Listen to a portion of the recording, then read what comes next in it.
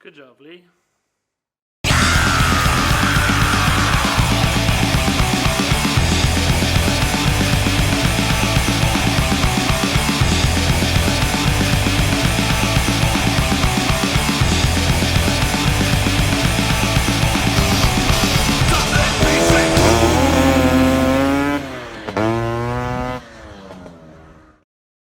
Hey everyone, and welcome to today's video. We're going to continue working on the 225, and we're going to start by mounting this 60mm lip Pinasco crankshaft into the cases.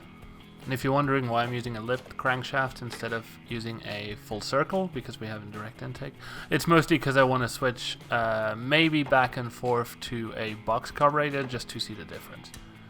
So in order to get this crankshaft through, first I want to make sure that the conrod doesn't push against the case, and I just use a crankshaft puller to gently pull it through the bearing into the cases where it's seated, so no force is applied to the crankshaft. With the crankshaft now in, and after I have double checked that everything is smooth, I can move on to mounting the gearbox and a drive shaft, which I'm going to pull through with the same method. I did speed this up, so you can see here the drive shaft's being pulled through, and that opens us up to mount our gearbox. Of course, I always mess up the first gear. I just want to make sure that everything aligns properly, and I kind of forgot which direction I took it out from. So I eventually figured it out. I then mounted the cruciform, which I just got a new cruciform for this. I had to learn it the hard way through a mistake on a friend's bike, but I now make sure that there's red Loctite when I tighten this down so it doesn't come loose.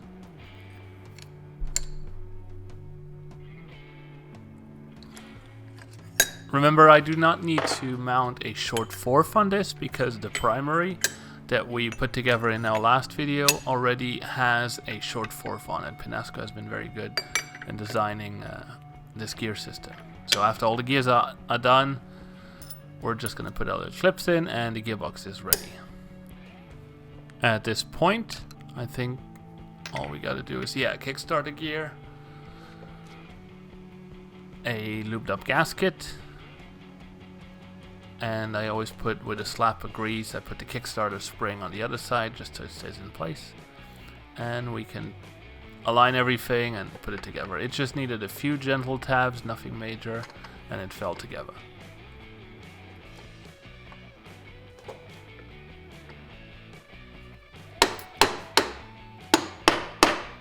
After torquing everything to spec, the bottom end is ready and I can move on to the clutch.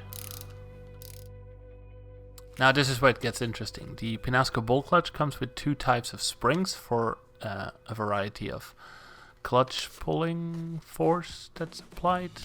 I guess that's the word. So I clean everything up and I take my clutch basket and I grease it up. This is just simple gearbox oil. I also put it inside. This is where the little springs go. I made a mistake here. I used the golden springs, which are the hardest one, and I eventually went back and put the silver ones in because this is too hard for the engine that we're riding. But once we got them in, we put our little centerpiece on and get this ready to be compressed. You can use any Koza style primary that you want. I'm using straight teethed, as it goes with my primary. So I start off by putting the lower plate on and then the first clutch plate, which have been soaking in gear oil, and then continue alternating between a clutch plate and a metal plate until you eventually hit the last one, which has metal on the other side. Once this piece is in, I can just use the clutch retainer spring, clip it in, and my clutch is ready. I'm really looking forward to try this out and especially play around with the different springs. You can also put 8 to 10 or 12 springs in, so you can take some out. You can mix silver and gold. It's up to you. And to your preference and to your engine, of course. Now that we have the bottom end together and our clutch together, it's time to mount it. Put the woodruff key in place and it should simply slide onto the crankshaft. Then I use this little safety washer. I gently tap it in. I'm not banging on the crankshaft or anything, just the washer. And then using the clutch blocking tool, just tighten it down. Good job, Lee. Of course, don't be an idiot. Put it in the right way.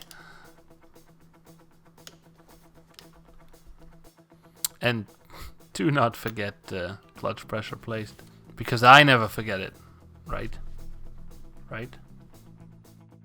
Alright, thank you for watching. Don't forget to comment, subscribe, all that good stuff. I'm gonna move on quicker now, so in the next video I will mount the cylinder and the ignition, and then also talk about the different types of intakes, and then eventually we will start it.